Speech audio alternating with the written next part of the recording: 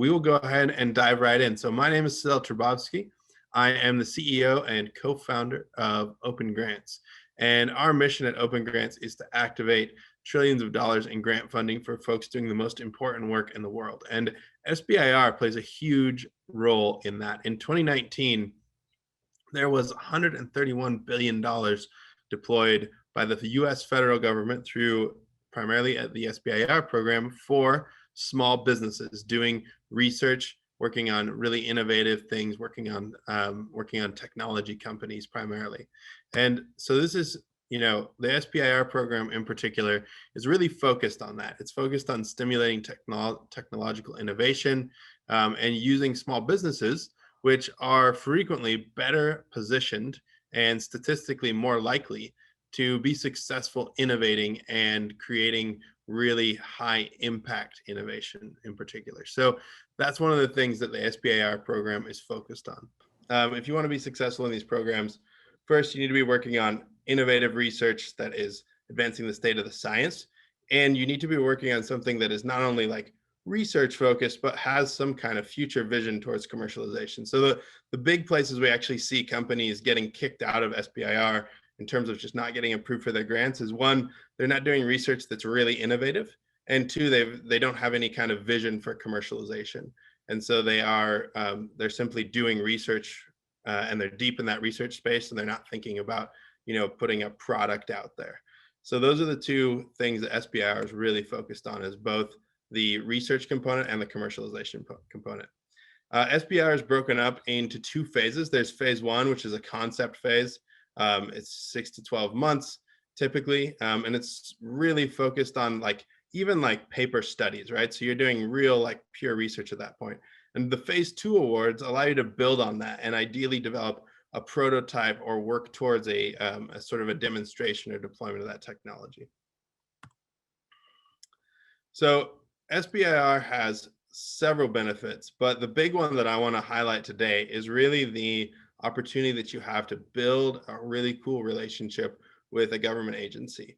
And the reason for that is these relationships can frequently turn into real opportunities for further commercialization. So being able to secure very early on the opportunity to sell your product to the federal government is a really exciting proposition, because all of a sudden you can have these really built-in, scaled-up enterprise customers who are ready to pay you lots of money for whatever you're working on. And so that can also really impact you in terms of being able to raise additional capital from investors. It's something that investors love to see. And you're also getting that third-party validation of your technology. You're saying, hey, look, a panel of experts at this agency, it could be the National Science Foundation, it could be the DoD, they looked at our technology and said, hey, this is worthwhile. They wanted to fund it, and they gave us capital in order to do that. Of course, the money, always good, right?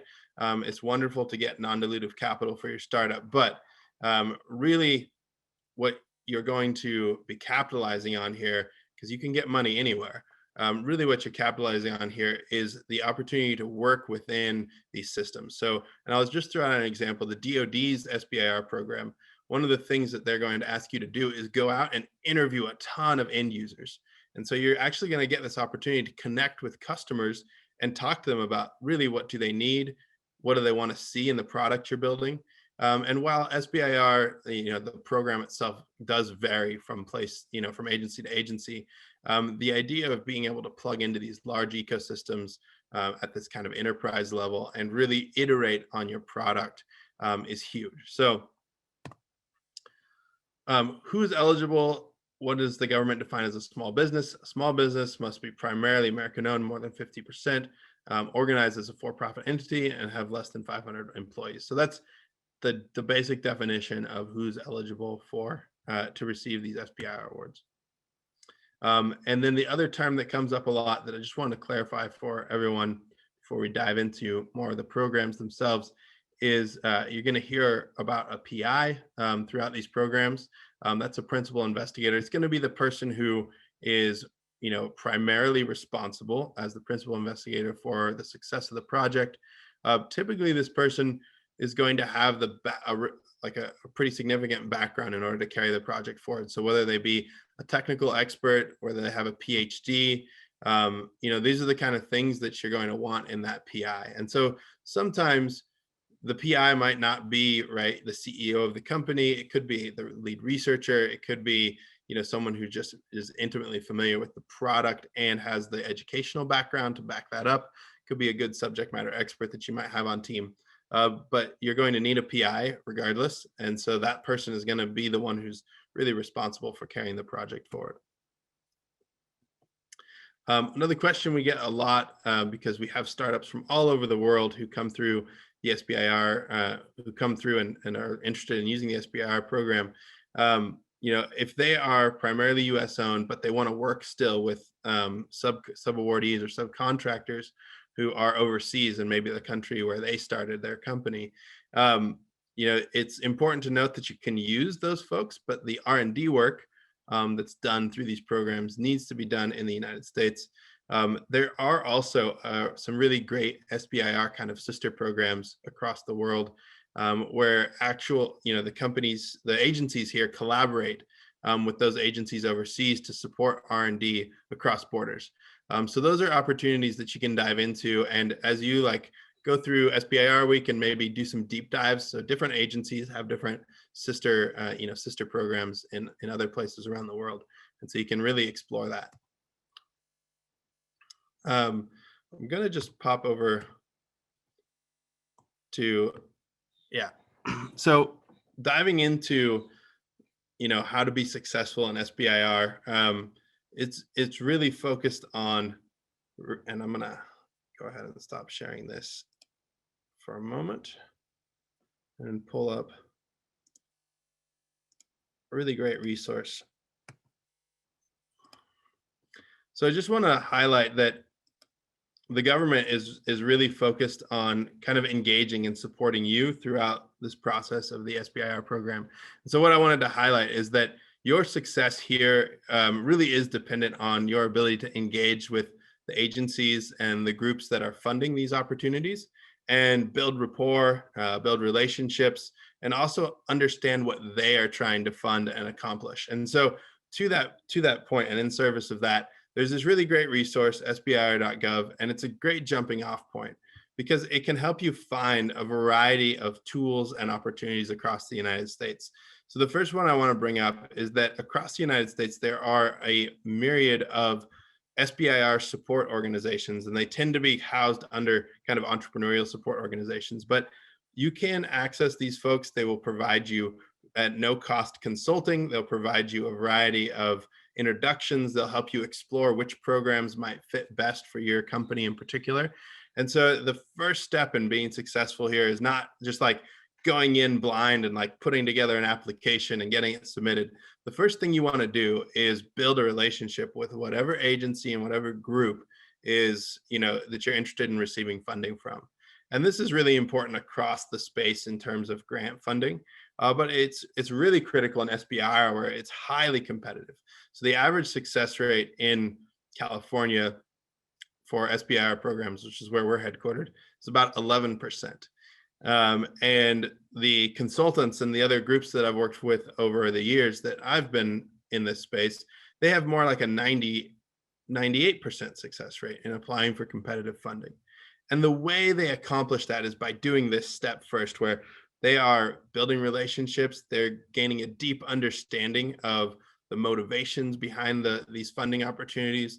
They are engaging and providing value where possible to these agencies. And they're just really demonstrating that they are a group that is, the companies that are successful and the groups that are successful are demonstrating that they are a group that is, really well organized, that's legitimate, that has a vested interest in working with the government, that they're going to be a good partner, right? Because that's what's happening. When you set up this arrangement and you actually get funded, you are gaining a partner. And in this case, it's an awesome partner. It's the US government under one of the federal agencies that funds SBIR. And what that means for you is that you now have access not only to their money, which is cool, but you have access to frequently their PR department. You have access to them as customers potentially. You have access to other government agencies that they might be able to introduce you to, and you have access to future funding from them as well as you move through maybe like a phase 1 to a phase 2 award. So the first step you want to take is figuring out like, how do we build these relationships? And you can frequently do that through the different like support organizations that are out there. So you can see right here, it's a big button, right? Support organization. This is for the support organizations themselves to, train and help you.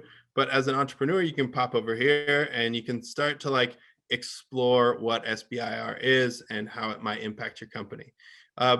The other things that you want to do to get prepared to receive an SBIR, apart from building this relationship, is just get really organized. So you are going to be contracting with the federal government of the United States. They can audit your books. They can, they expect you to maintain a high level of rigor in terms of how you're doing your financial work, in terms of how you're operating your company. And so SBIR is a great opportunity as an entrepreneur and a small business to get really organized, to make sure you have good consultants, to make sure you have good bookkeeping, to make sure you have, really solid HR policies in place, that you understand what prevailing wage is and what, your consultants are getting paid. And all these things need to be defined and outlined in a way that if you do get audited down the road, that you're able to pass that and not have any sort of negative impacts from that audit. So that's like, there's kind of the two parts to get really prepared to be successful in this space. One is build the relationships, create those opportunities for yourself by connecting with the people who are funding you. And the other is more of a logistical exercise of, get your books in order, make sure you have a good accountant in place, make sure that you're highly organized. Some programs are going to ask you like for things like your HR policies and other things in that space. So you need to have all that stuff organized and ready to roll. Once you're there and ready to go, there's a couple of ways you can go about, actually submitting an SBIR grant. One is you can do it yourself. You can go download the guides. It's all published online. And we'll send out some of these links after the webinar, but you can download the guides, you can follow the rules, you can submit it on your own, and you might have a pretty good chance, especially if you have spent a lot of time in academia and you're familiar with submitting research papers, because that's effectively what an SBIR proposal is. If you're really familiar with, submitting a research proposal, then, go at it, have at it. But if you want to be super successful, and I'll just throw this out there, that most entrepreneurs and small business owners are not great at grant writing. And it's not for any other reason than that's not their job. There is a whole industry of people whose job it is to write grants and to be really good at it. And they not only understand all the nuances of these individual programs, but they also understand the needs of the agencies themselves. They understand what kind of information needs to be in those grant proposals. So as you consider approaching this, opportunity, if you've decided, hey, we're a small business, we're definitely doing research that's innovative and interesting. We've reached out and we've talked to the agencies and run it by them, and they've said, hey, yeah, that's something that we'd be really interested in.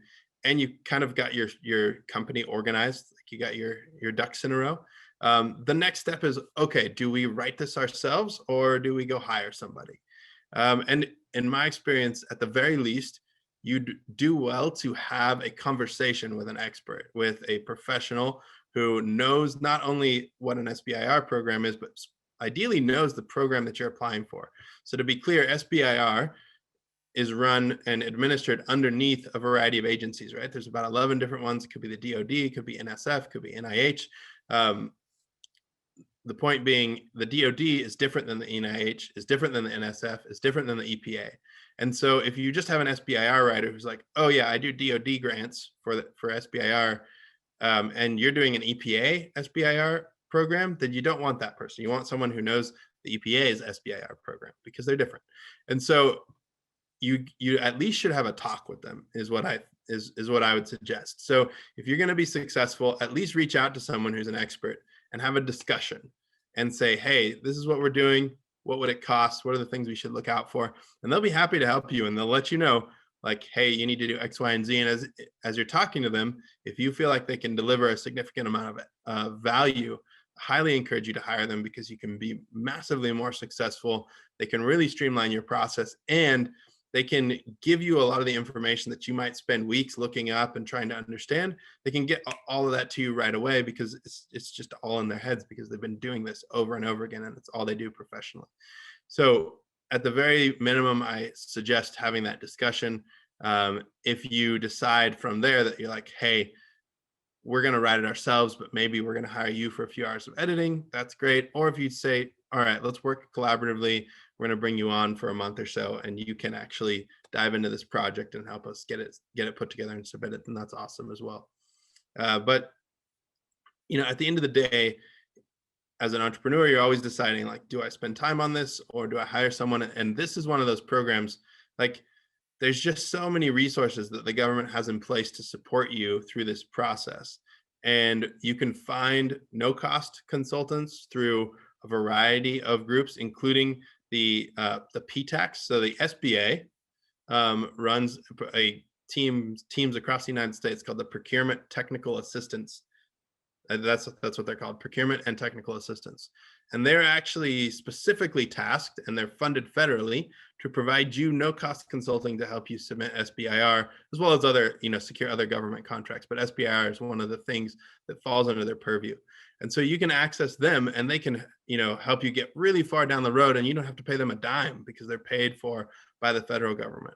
But I think, the idea that I want to impart in telling you that story is that the government is well aware that these programs are a bit onerous and they're kind of hard to navigate. So they've actually allocated money from the government to help you navigate their program that is kind of hard to navigate. So just, take that for what it's worth, but it's a safe bet to say that, hey, these programs aren't super intuitive. Sometimes there's things that just trip people up because, who wants to read the 380 page PDF of, like, this is your SBIR proposal preparation guide. That thing's a monster, and we'll send a link to that as well. That's definitely the DIY route if you want to read through that thing, and you can learn all the rules and things that you need. So, the other place that I wanted to just highlight here is there's this resources tab. So you got these kind of big buttons down here, but there's this resources tab, and there's these tutorials. And before you go out and pay consultants or, pay a bunch of money to go through some sort of like SBIR prep program, of which there exists all of those things out in the market, I highly suggest you come here. So there's all of these built out online tutorials that will help you understand all the basics. So all the things that I've been kind of talking about: what's the purpose? Are you eligible? Let's talk about the history. What are contracts versus grants? Down to one of the really interesting ones that I want to bring up for all of you is states service providers. So there's all kinds of folks through state programs where they'll actually not only help you, but some states actually have matching funding that they'll deploy if you get an SBIR grant. So there's a lot of economic development opportunity here. Of course, states as well as the federal government, they want to see you succeed in your endeavors. So you can look through here. And there's the procurement technical assistance centers that I was just talking about. So I highly recommend, as you think about going through the SBIR program, and if you feel that it's a good fit, you don't have to watch all of these, but I highly recommend browsing through the SBIR tutorials and getting a good feel for what goes into a proposal, what kind of things you can do to be more successful, the registration requirements. That's another thing. So for those of you who don't know, you need to be registered in SAM and have a DUNS number. And these are activities that are not hard to do, but they're kind of annoying and take up time. So these are all things that, this really breaks down the whole program for you, all of the information that you need to understand, potentially the impacts of SBIR on your company, what kind of things you need to have in place. You can start to dive into data rights and IP and all those different things that you want to consider. So highly recommend, go check out the online tutorials. These are great. Before you go pay a consultancy money to try to do this for you, just realize that the federal government has put together a really robust resource library for you, on top of actually having the, as I mentioned earlier, the procurement technical assistance centers. I would highly suggest, at the point that you decide you're going to go this route of SBIR, use them as a jumping off point before you talk to any consultants who are expensive. Talk to the ones that are free and paid for by the federal government, and just see what comes of that discussion. we at OpenGrants, we have a variety of our consultants who participate in that space. And I just want to say, like the folks that are there, they tend to be really well versed in what they're doing, and they tend to be pretty savvy because they've gotten government contracts to help with SBIR. So this is a really cool area for you to really leverage and experience all the benefits of working with the government. Before you ever get your award, you can get a lot of free assistance in helping build out your proposal and navigate these programs. So I'm going to go ahead and open up a little bit of Q&A for a minute here. And then we can dive in more to some of the building relationships and go a little bit deeper on, how we approach, building those relationships and providing input.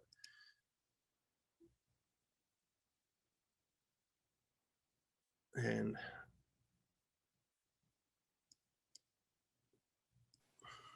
awesome, Sedale. And we do have a couple questions that have come in. Happy to help track these down here for you. One of the first ones from Madeline Beck was, what if you've done a substantial amount of market research and are seeking grant funds for the development portion?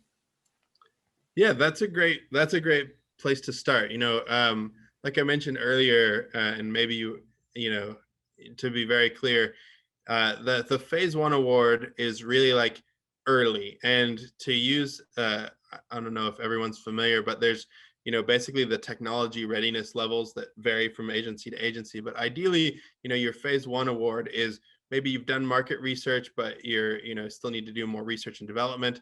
And in fact, early funding sometimes, depending on the agency, won't actually allow you to do the market research. But that's a great time. Basically, if your idea is pre-prototype, that's a great fit for SBIR. Basically, that's kind of their sweet spot. In fact, although they'll take, if you've already done SBIR, or if you've already got a prototype in place, but you need to do more research, that works as well.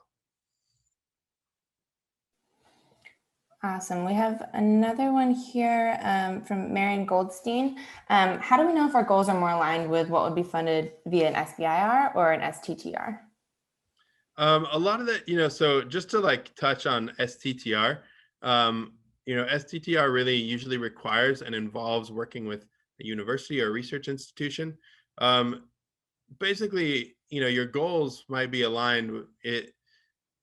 It's more about who you're working with and your partners with STTR, and less about sort of the goals for the outcomes, because they really are the goals for your outcomes are going to be pretty similar on both sides of the equation. But what we find is more it's about all right, well, is there some significant strategic advantage for you to work with this university or to work with this research team or this national lab? And it's less about what are the outcomes that you're driving for, because the outcomes for both programs are ideally commercialization of technology and the advancements of the state of the science of this tech. Great. We had another one from Madeline Beck, and thank you for everyone posting your questions. We're going to try and get through them as quick as we can here. But she's wondering, are there any specific things in a federal audit that differ from an audit or due diligence from any other investment inquiry? Certainly. Yeah. I mean, so the federal audit is very specific, and I won't go into the full thing for two reasons. One, this is not my specialty, and two, I wouldn't want to give you bad advice. And once again, not my specialty, but I do know that you can really dive into the accounting requirements and other things in this tutorial, and then you can also talk with the procurement technical assistance centers will probably give you the most help with this. But yeah, I do know that it can be very different, and that it's, sometimes they're looking for things that aren't things you'd find in a normal investment inquiry, just because there's federal requirements about wages and other things that don't always factor in if you're just getting audited by, an audit for investment in kind of an equity deal. Great. We have another one here. If you plan to have a company with subsidiaries, would that allow you to tap into various SBIR programs if there is a fit with the respective companies? I mean, from a high level standpoint, yes. I mean, if it's a separate company, it qualifies as a small business, then you'd be good to go. Nice. And Brandis is wondering, what does the fast track from phase 1 to phase 2 look like? So that's, fast track from phase 1 to phase 2. I know that the DoD, for example, has that program.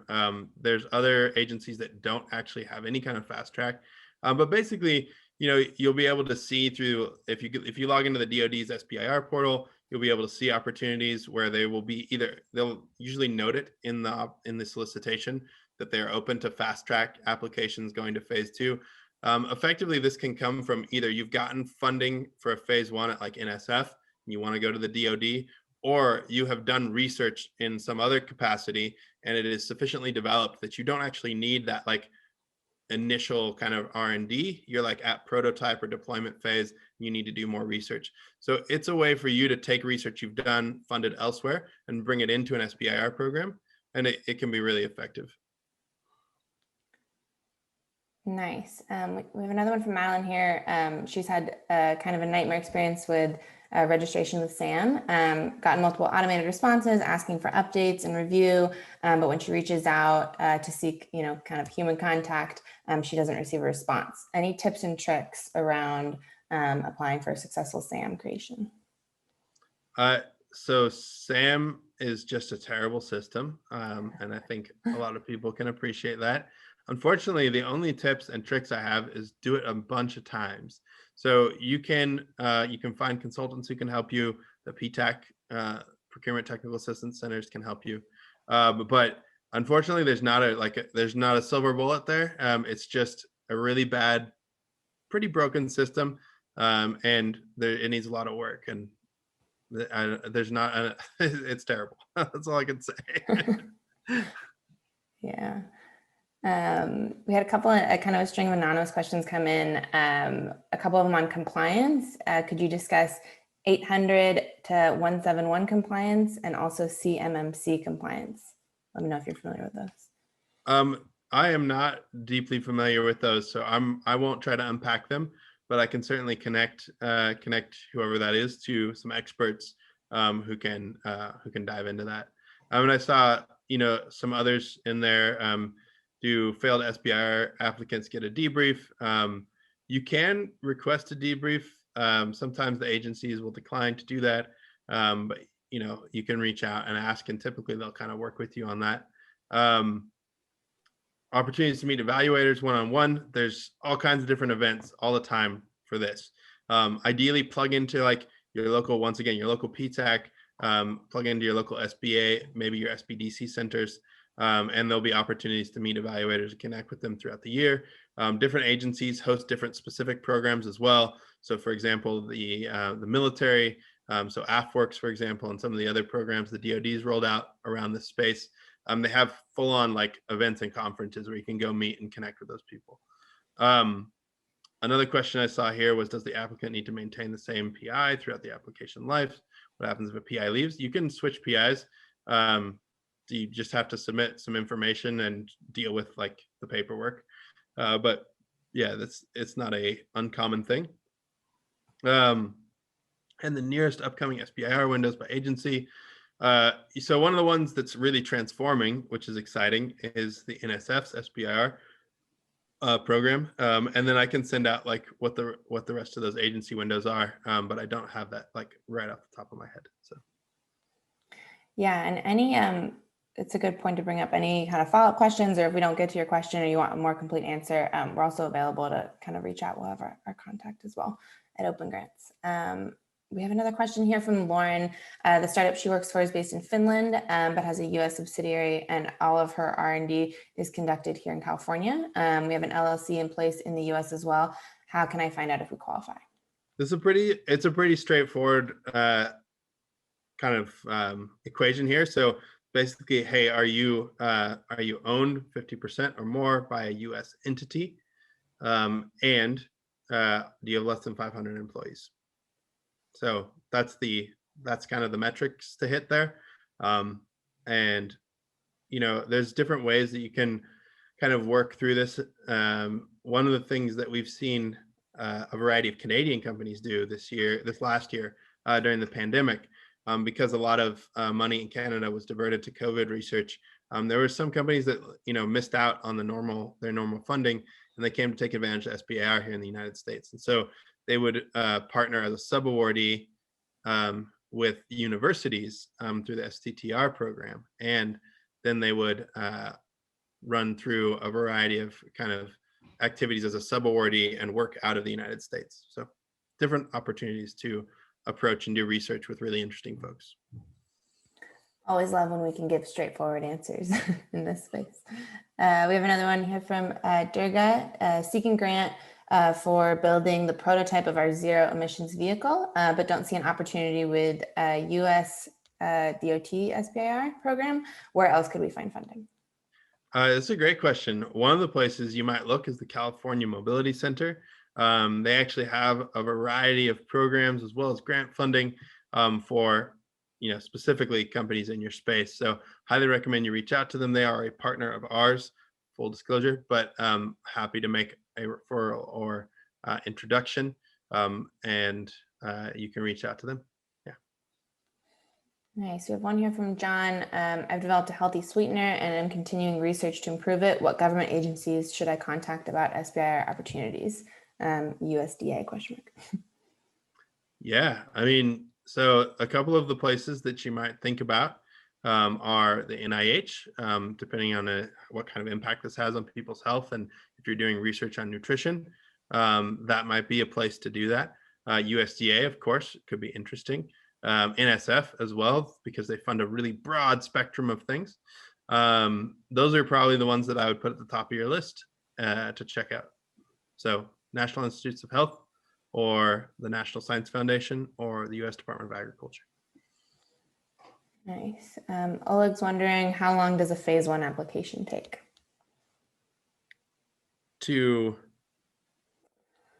Maybe from start to finish, we can talk to that process a little bit. Yeah, let's do that. So basically, when you start, depending on the agency, you might submit a kind of project pitch, if it's NSF, for example, or you might just submit a full application. We like to see folks take about 2 to 3 months to put together a good competitive application, because you are going to be, you're going to be writing out typically a commercialization plan. And let me just add that this is kind of general because there's different requirements across the agencies, but you're going to be writing out a commercialization plan. You're going to be writing a research proposal. You're going to be, writing out sort of your intellectual merit of the study that you're doing. So there's going to be a variety of things that you're going to need to work through in order to get that, application polished and submitted.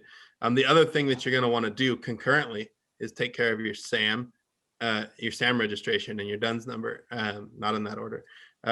So it can, I'd say, typically you want to budget maybe 3 months to get it done if you're doing other things. And that, if that's all you have to do, literally that's the only task you have to accomplish, you probably accomplish it in a month or a little less if you just could focus on that and not work on anything else. All right. Marion's wondering, my small business already has a product that's commercially available, but we want to develop it in new ways and do more research. Are we eligible?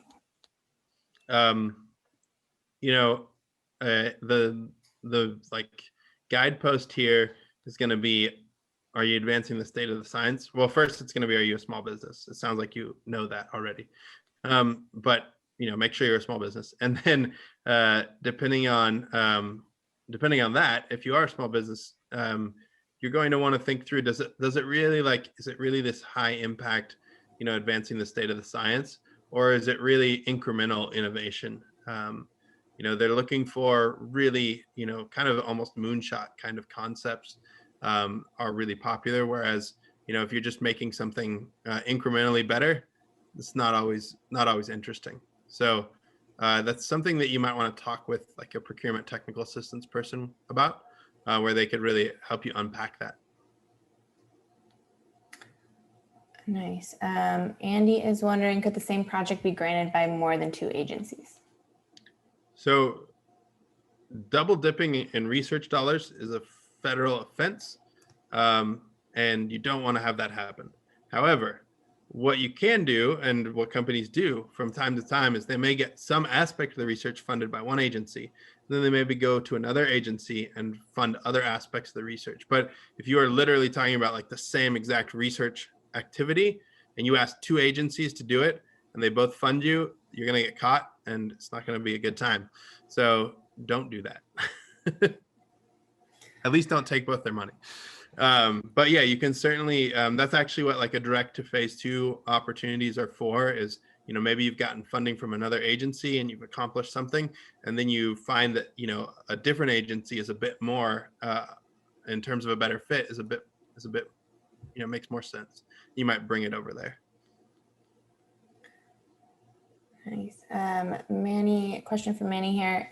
Where do I start for funding? I have my business plan complete with in-depth research completed. The business has been registered with the state as an S Corp and an EIN is received. What do I do next for funding? So kind of just a where do I start question. Yeah. So, I mean, the first thing you want to do is get really clear on what you want to get funded. That's something that maybe I didn't bring up earlier, but I'll double down on now, is that grant, like this funding through SBIR, is really for very specific research. So you don't want to just come in and say, hey, we're going to build a better car. That's not going to get funded. So you want to get really specific about what you're trying to accomplish, and that's really going to help you be successful here. So that's the next thing. And then after that, it's building the relationships with the agencies, making connections, leveraging as many free federal resources as possible to really improve your competitiveness. Question from Sant here. Where do I find BAA opportunities? So one of the places you can find them is in BetaSam, which is betasam.gov, I believe. And then the other places you can find them on OpenGrants, and then you can find them on, you can find them in different, basically different agency websites if you want to really go hunting. Nice. One from Ashley here. My prior grant writing experience has been in academia with our series via NIH. There, the indirect cost rate was established via our institution. In applying as a small business with no university affiliation, how are these rates set? So you can actually have those rates set by like other government contracts that you have, and so you can have those in place. But basically, yeah, so as a small business, typically you don't have anything, right? And so you kind of just, in your budget, you would just set, you would just either avoid indirect cost rates or do your best to like work with your accountant to calculate what those rates should be based on your business activity. But it can be a little tricky if you don't have any like proper federal grants that establish those indirect cost rates, federal contracts, I should say. So basically your school or your university and, your institution had some sort of agreement with the federal government and said, these are our indirect cost rates. And they probably negotiated it and then they agreed on it and that was set. You can go through that process as a small business. A lot of small businesses don't for a variety of reasons.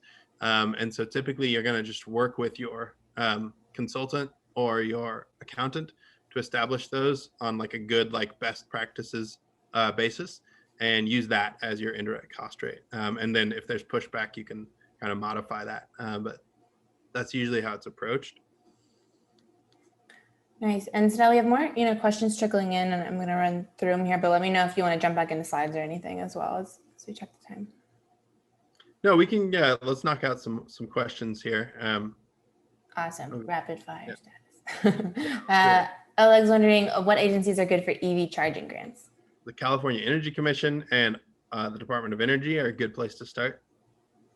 Nice. Anand is wondering what would be good agencies to reach out to for AI research, specifically using AI for text analysis. National Science Foundation is super, interesting there. The DoD is also usually tangentially interested in things like that.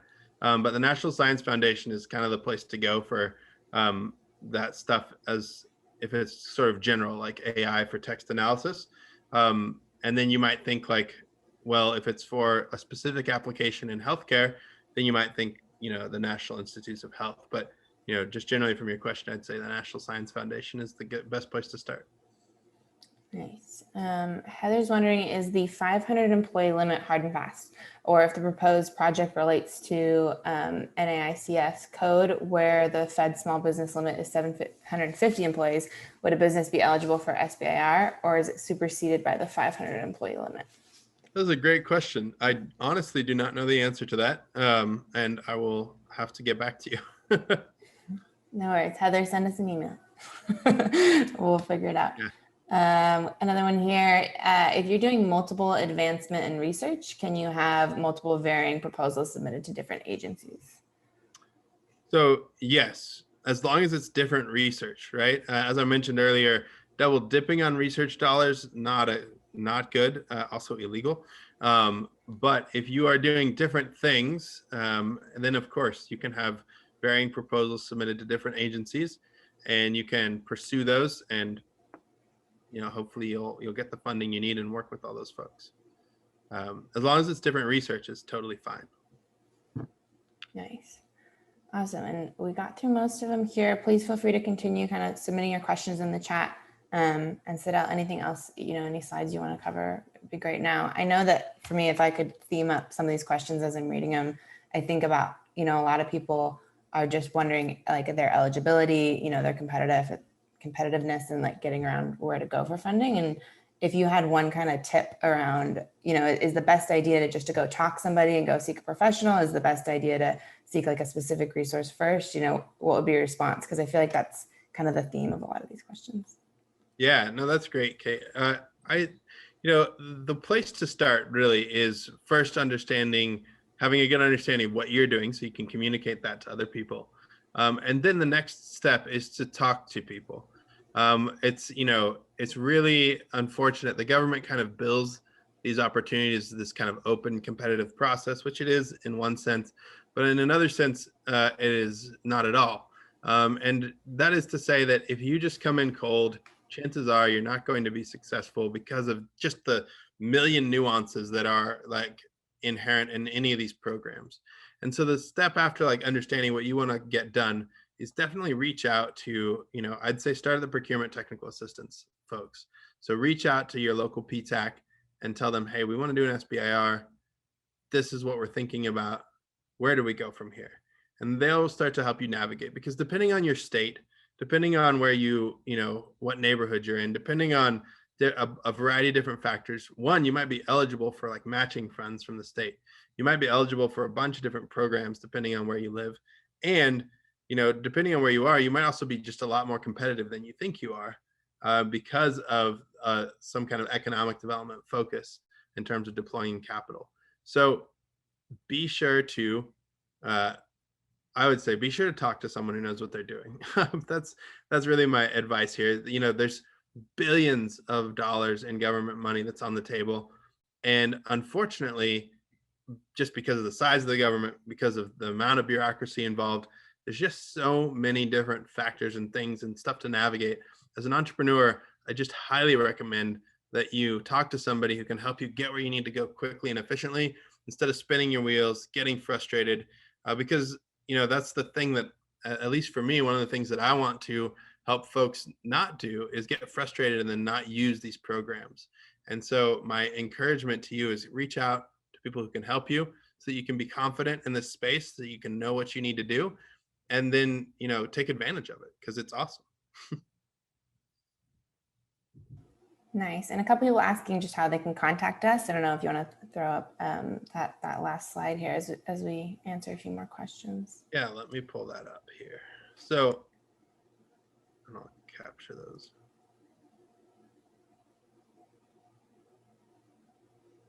Yes, reach out to us for sure. As we close up and answer some more questions, I just want to throw out a few things. OpenGrants not only contains a grant search engine where you can look for BAAs and SBIR programs and other things, but we also have a really great marketplace, and there's a ton of consultants there who are already organized that you can reach out to, and you can meet with them. And if you decide they're a good fit, then maybe you can do business with them. But if not, you can at least have those conversations that I was mentioning. We're also a partner with the Northern California PTAC. So if you happen to be in Northern California, we're happy to be a conduit to those relationships. If you are elsewhere, we will send out an email post-event with a directory of where you can find those PTAC resources. Perfect. And we also, along with that email, we'll be sure to send out a recording of this webinar as well, and some information for you. So as long as you're registered for the event, you'll get that information. A couple other questions here. Andy's wondering, he already has a patent from USPTO on data security in cyberspace. Which agency would you recommend to apply for SBIR? You know, the NSF, the National Science Foundation, is always interested, of course. And then the DoD is really interested in that space for obvious reasons. So you might try either of those programs, which are awesome. The DoD has some really special, so you go to, the DoD has a full like portal where you can go in and look through their BAAs. So that's one of the agencies that does a really good job of kind of surfacing that up front. They tend to have like at least one cybersecurity focused program every quarter. So I would check them out. Nice. And we have another question from Shiva here. How much does outside help typically cost if she hires somebody through us, and maybe clarify how that works through OpenGrants here? That's a great question. So I'll just kind of generally address that first. There's a variety of different kind of approaches in the industry. A lot of consultants that you're going to run into in this space charge hourly. So they'll say, hey, we're between, and it's usually between somewhere between $100 and $250 an hour. And they provide a whole ton of value in those time frames. So there's a lot of consultants that charge hourly. For SBIR, because it is so programmatic and nuanced, you'll find specialists who will do a specific SBIR program for you in kind of a package deal. So they'll say, hey, for every NSF SBIR proposal you want us to write, it's $8,000, and that's like a flat rate. And so you'll find some shops that do that as well. On the OpenGrants platform itself, because we're a marketplace, basically our writers specify their hourly rate, and then when they get paid, we take 20%. And so that's how our marketplace works. But it's pretty basic. Every 2 weeks, they'll submit hours, you will approve them, and then money is transacted. But outside help in general, one of the things you want to look for when you're hiring these folks is that they do work and get paid up front. So I highly encourage you to stay far away from anyone who says that they're going to work for a percentage of the grant afterwards. Specifically SBIR, it's also illegal, but it's just not a good practice. People who are doing work in that format, they tend to just be writing a bunch of stuff, and it's kind of like they throw stuff at the wall and see what sticks approach, which isn't good for you because they're just writing as much as they can as quickly as possible. They're not spending a lot of time doing deep strategic work. And generally, you're just not going to be as successful in that format.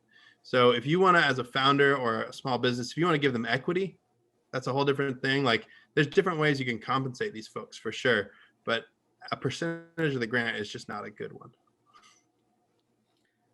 In addition to kind of looking at the different rates and how people go about their work, any tips on knowing like who's a good fit for you?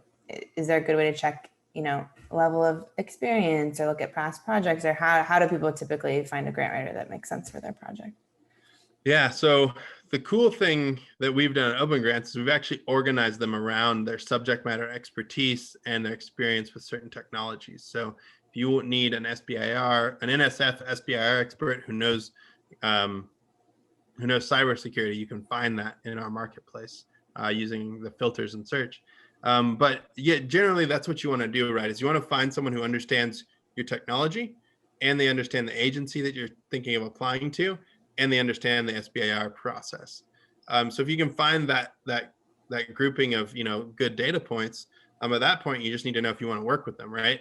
Which is more of a personal decision and can come down to more like personalities and styles. But ideally this person has a lot of experience. You don't have to spend a lot of time instructing them. The SBIR program is by its nature very technical, so you need someone. You can't be spending hours of your day just explaining your technology to them. They need to be able to pick it up and understand it pretty quickly, if not coming into the opportunity with a full understanding of your tech. So always you as the entrepreneur, the small business, are going to have a better grasp, of course, on what you're doing because it's innovative and new, but they need to have like the basic principles of whatever space you're working in down really well. And so those are the things you want to look for. And then the other stuff you want to look for, of course, is just their pricing model and how they approach you as a company, as an entrepreneur.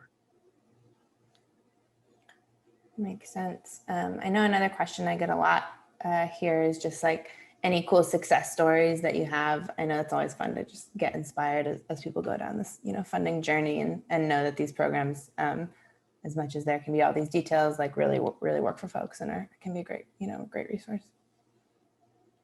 Yeah. So, I mean, there's some great success stories. I think some of the really cool ones are, I'm trying to think of like a few relevant ones that are fun to tell stories about. But, I think overall the success story here is that the government is investing more than, $131 billion into small businesses. And small businesses really do make up the backbone of the American economy. They create jobs at a higher rate. They're literally the lifeblood of what drives our economy forward. And so to the extent that the government is successful in deploying this capital, it really does, like, this is a rising tide that supports a large group of people. And one of the some of the things that we're really excited about, and we're excited to see start happen, is just to see more people accessing this opportunity, to see more diversity, to see more kind of approaches to equity and inclusion in this space. There's a lot of programs out there, federal programs, to help you access these SBIR opportunities and get involved. And they're looking to do awards to veterans and to women-owned businesses and to groups that have not traditionally been well represented in these processes. And so it's something that is now, like with this new administration especially, it's something that's been articulated, actually verbally finally and written down, that they want these approaches. So I'd say, the success story that I'll highlight, and I know this isn't actually answering the specific question you had, but the success story that I'd highlight is that right now we have, there's more progressive and like economic development focused policies in place than we've had in a long time. And they're really trying to get this program right, and to make it a success. And SBIR week is going to be great. We're super excited to kick it off this way, and excited to send you more info on, the other events that are happening. But, we really do want to say that, like, this is an opportunity for you to take your business to the next level, to build relationships with, customers who can, really help you, not only hire and develop products, but also that can, pay you, which is great. Awesome. I know we just have a couple minutes left here. Any other questions people have, feel free to drop them in the chat. But overall, yeah, contact is up here. Reach out with any questions. As long as you're registered for this event, you will hear from us shortly with some more information. And yeah, head over to our site. It's free to make an account, and we can help you out more there as well. Anything else, Sedale, that we didn't cover that you think is super important to kind of let people know about? I just want to say thank you all for attending. Sorry about some of the technical difficulties, we'll say, at the beginning, but thanks for sticking with us, and appreciate you all for coming. Definitely reach out.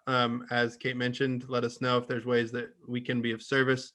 And we will be holding some other events. So if you subscribe and want to hear more about other webinars and opportunities like this, we'll continue to be hosting these every month. So yeah, thank you all again. And I'll look forward to hearing from you. Feel free to hunt me down on LinkedIn or Twitter. I'm happy to connect.